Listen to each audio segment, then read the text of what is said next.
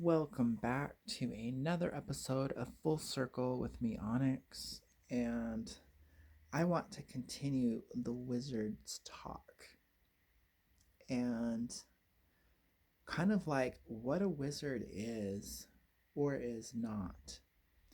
And looking at the traditional tarot deck, the Rider Waite, we see the wizard and there's a yellow background.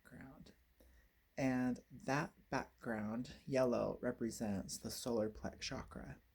And that is the main chakra for the wizard.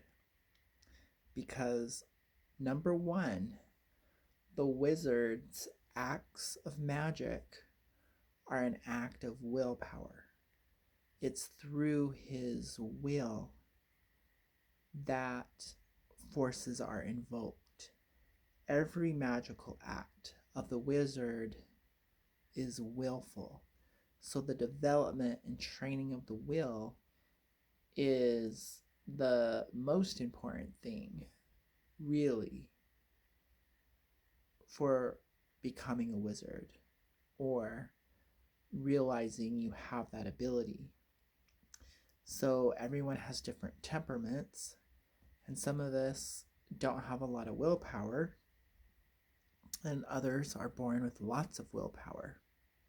Ambition and willpower are two different things. Pride and will and being willful are different things. And same with being rebellious. You know, being a rebel and being willful is different too. Being willful is kind of like your mind is set in a direction and all your forces and faculties of your very being go in that direction. No means no. Yes means yes. And so your word is tied to your will. And so when you really understand this master key, it really kind of separates the elite level versus wannabe wizards, wannabe witches, wannabe psychics. You can look at how willful they are in their life, how their words line up with their actions. Actions are a manifestation of someone's will.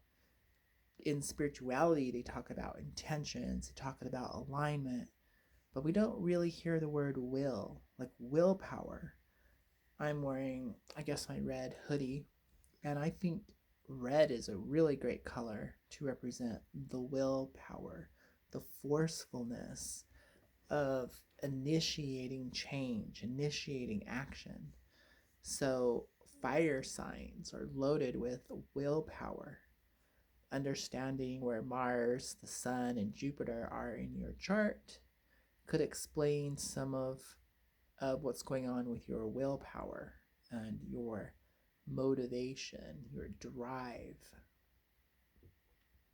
So, willpower, when everything is going in one direction, it creates an automatic magnetic polarity and or electrical.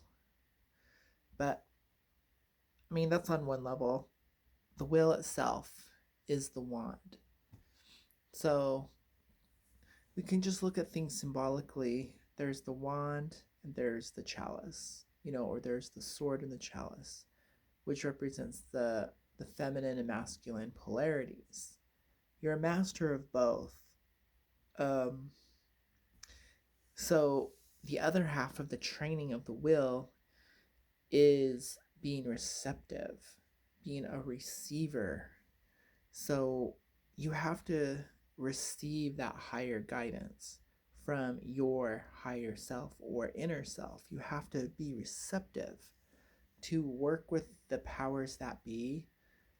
So for some people who are more on the receptive side, they're naturally intuitive, they're naturally aware of their environment externally, they're very observant of, a lot of information's coming to them.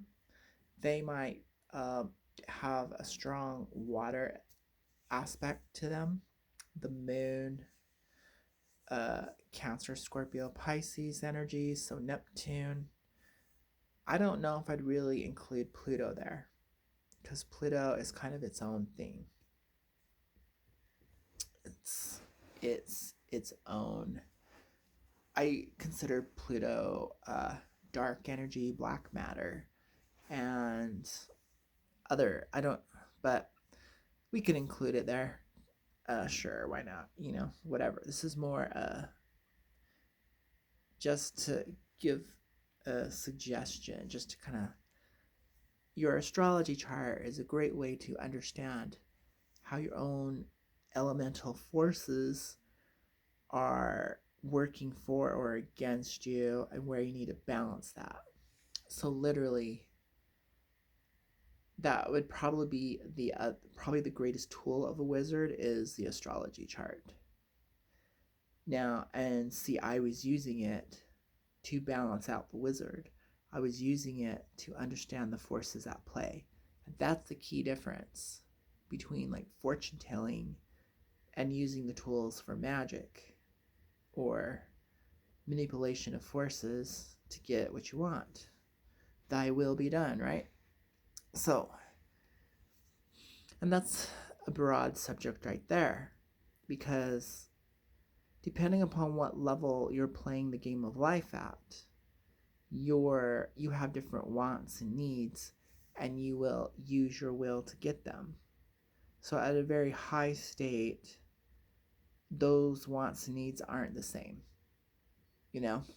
So manipulating other people in your external environment is what I consider below the belt activity, where above the belt would be considered high magic.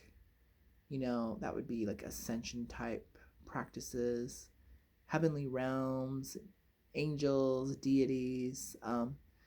You're free from all your worldly concerns because hopefully you have used your will to gain a job, keep a job, maintain your health, keep pleasant relationships in your life. Since life is about relationships, you need a network of some type. And so once you have your earthly needs met, you then move on into high magic. Everyone skips that and wants to go to high magic first, which is backwards. But do it backwards, I don't care. Because I've done it both ways. And so whatever. So, but that might be an aha moment for you. They're like, oh, I haven't got my shit in order. Maybe I need to create that foundation. Maybe Earth needs to support me under the belt. Maybe my throne should be made of earth, should be made of a semi-precious stone to support you. Moving on. Wizards seem to be advisors to kings in legend. And in reality, the pharaoh had his set of wizards. And so we see very intelligent people behind the scenes working with people in positions of power. So you would think if you're at the position to advise a king, a ruler of some type, you would probably be very knowledgeable, very worldly wise, very understanding of people and psychology. You might be very aware and concerned about global and community events. You would be in the knowing. So there's a personable side to the wizard, but also very much, what would you use that word for? Kind of a governing official, very much a governing type of individual there, someone who can make moves. So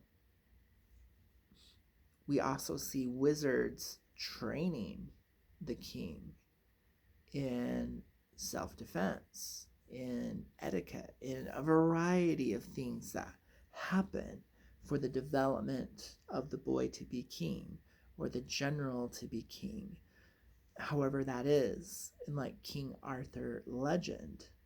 So some wizards are very involved. To thine own self be true, uh, in building the world stage, and each wizard must somehow build a world of their own. Without the ability to build your own world, your own Camelot, it would be very hard to then build on anything else. You know, so the training of the will would equal manifestation from your that dream level of vision into the material world. So Camelot is very much Merlin's vision of a kingdom. An author is just one of the characters in the kingdom that Merlin is using to facilitate. So when you start looking at your life, does it mirror your inner life? As above, so below, as within, so without. And are you, can you do it? Start with yourself. You might have to start with your bedroom. You might have to start with your word. You might have to start with your education. What level of education do you truly need to be? And what do you need to be educated in? What will serve you? And so purpose is there. Knowing your purpose, being directed. That holy guardian angel, that higher self, has a reason for its existence and has a vision for you to manifest as you play the part on the world stage.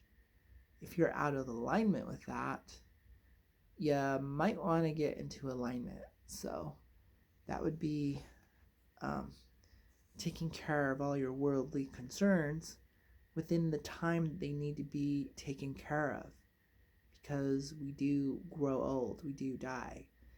And so you probably want to do that sooner than later. Let's see. Wizards are not really moral creatures. They really don't have a business in religion. We see magic and mysticism in religion, and religion has married itself to mysticism in order to get anything out of it. And a falsehood is the Roman Catholic Church Mass being a great ceremony that people who would like to learn the art of ritual and ceremony would follow and understand. That was written by someone in the Golden Dawn, century ago. And look at it now. So wizards are different. They're not occultists, they're not ritualists, ceremonialists. That is one branch of how to get shit done. But the reality of a wizard, it all comes down to their willpower. So yoga would be better practice for an aspiring wizard, because it would help discipline you. So the art of discipline is huge in developing and sharpening the will to be a tool to help you carve out what you need to in this life, or cut through any opposition. So there's that violent side of the will. There's that edge To a sharp point, there's an edge. And so, in a weird way, there's that rebelliousness because it's to their own will, to thine own will be true. Know thyself, you know? And so we're not looking at a weak individual who's going to worry about what other people say and think or how they appear on social media. We're looking at someone who may be seen by others as eccentric or a radical. But look at that conviction, not faith, conviction. People misunderstand. We can get religious people with a lot of conviction and they blur the line thinking it's faith and they become radicals and crazies, you know.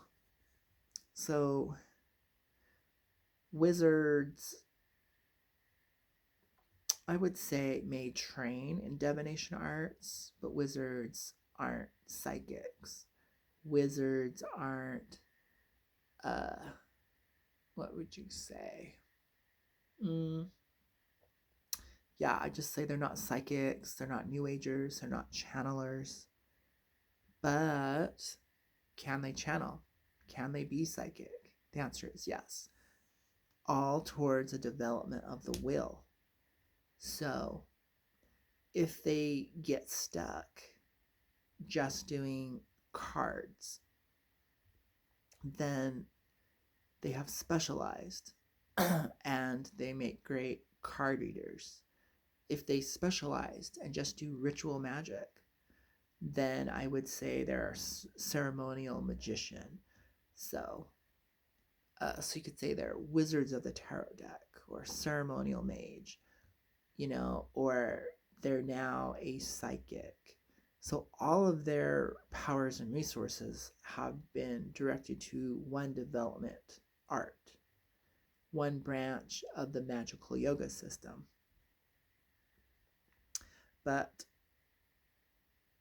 for those fewer wizards out there that have an insatiable will, that won't satisfy them. They may take it with them on their journey and use it from time to time, but they don't stay there. They don't get stuck just doing card readings all day for money. They don't get stuck doing spells for people all day for money. I would say that's when people have plateaued in the art of being a wizard. Especially when it comes to doing service for others. It's not this equal exchange priestcraft, where I'm going to be an advisor, tell you some intuitive stuff, and then give you some direction, some advice on the right course of action. You're now going into a mystical priest role. People are looking to you kind of as a therapist, as an all-knowing witch doctor. If that's what you are, then embrace it and say, this is what I want to do. I want to counsel people using my intuition that may become very advanced. But the wizard destination is far beyond the material plane. So, in a weird way, I have to say, just like a bodhisattva, just on that road to enlightenment, you get to this point where you get to choose. Do you really want to hang out with the humans and be of service? Or do you wish to proceed and move on? And if so, you move on. You leave the world behind. You may be like a hermit. You may go inward into the inner mysteries, inner development, and you may never come back out. So the path of a wizard is kind of a dangerous road. Because with all that new knowledge, with knowing there's so much more to life than what you're being seen, and knowing that you get to choose how your life unfolds and the course of actions, and the development process is obviously never ending. You may see no benefit of coming back to help people. You're not here to work off karma. You're not here to be good. You're not here to be compassionate and loving. So wizards don't have to be nice. They don't have to be moral. They don't have to be good. They don't have to have your best interest in mind. Selfish may not be the word, but maybe self-absorbed, very concerned about the course of action, the direction they're going, because they have a pretty strong will, and most of them who have this type of insatiable will know what that goal is. And that goal could be 10 lifetimes away, planned out. They know their end destination. So I'm sure there's some self-transformation going on with the wizard. So let's bring it down to the more earthbound wizards. Wizard also means expert. You're a whiz kid. You're a whiz at it. You're a genius level. You've mastered it. So I would say that another hallmark sign besides that really powerful will is this sense of mastery. Whatever they're doing, there's this mastery level going on. I'm going to master my job. I'm going to master my wardrobe. I'm going to master my communication skills. I'm going to master how I cook in the kitchen. Whatever it is that you choose to master, you master it, you excel in it, and then that becomes very lucrative for you because you become the source of knowledge, you become the fountainhead, and so then everyone would want your service. So wizards who don't understand the self-development and the mastery of these tasks, because all mastery creates self, helps evolve you or create you into that end goal. So they're active. So we would say the shadow type of the wizard is a manipulator, a schemer, using people as pawns to get what they want, very self-serving, tricky, whatever, And that would be, in a weird way, a low-level wizard, false wizard, wannabe. Because true wizards, in a weird way, through that strength of will, whether it was inborn or developed, can usually get stuff done better on their own. And so don't need that. And obviously, like I said, once they've mastered something, everyone wants their services, whether it's card reading, whether it's whatever it is. I mean, that was just very general. Could be word working. So in a weird way, the path of a wizard is very unbalanced to begin with. It's very radical. It's very not mainstream. And so balance is the advice, is the word of caution to round out your persona. It's like love, who needs love? That was me for like 30 years, until I became curious about it. What would happen? Is there anything there for me? Leave no stone unturned. And then I found it to be a balancing force in my life, but it's something I can also just throw away. I have a choice there. Where in religion, you might have just been polarized too much on the love vibration versus the wisdom and the power vibration. I would say a wizard is more polarized on the power vibration. And so everyone needs more wisdom. Everyone needs more development. Life is a journey. It really is. So your development as a wizard may surprise you, but the end goal, no is not an option for the wizard. Like, that's the type of willpower. Like, example is I willed myself to astral project. I laid down and forced myself to astral project. Okay. That was an act of will. That was truly a wizarding act. I wouldn't accept no for an answer. I had to do it. I willed myself to see auras at a certain time. Like, it's not like one of my strengths, but I wanted to know. There was this hunger. I needed to know, is it possible? Is it real? What is this about? And I pretty much like dropped everything, put all my energy into that. And so there's that type of focus. So the other day I was working with a client, a crazy client, and I had to perform a magical act. There were some people who were going to come into the gift shop that she was working at.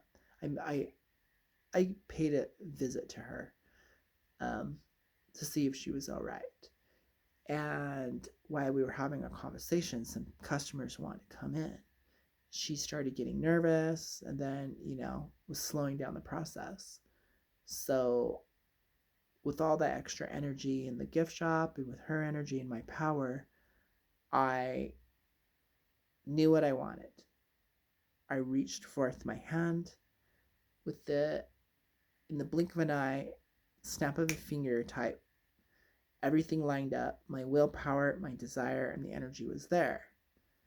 I heated up the door handle so whoever touched it got burned. And the customer grabbed the door, whether it was an electric shock or whatever they felt. They immediately released the doorknob. They both just booked it away from the shop so we could continue the discussion. And it was basically like magical first aid, magical, what do we call those people? First responders. She was in crisis. She's been haunted and terrorized by some magical stuff, and she was in a freak out. So I needed to calm her down. We needed the space to do that. So necessity plus the power of my years of meditation, boom, one shot deal. Everything lined up in that moment, and the magic happened. Could I do that without such intensity, without such need? I don't think so. I seem to do these every once in a while, these extreme magical feats, that would be like amazing. But I know through experience that things just line up once.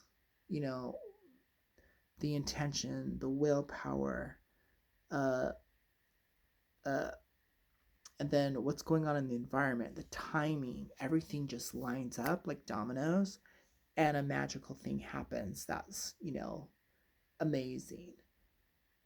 But the dominoes don't line up the same way another second later. The personality doesn't stay in place. And so I know if I didn't do my meditation, if I wasn't consistent with my meditation, that wouldn't have happened. If I wasn't already in a channeling space in my mind, that wouldn't have happened. And so like the external environment of making magic had to be a certain way. The table had to be set a certain way for that magical feat. But I look at that, it was like an emergency. It was like a first responder. Stuff was happening, stuff was going down.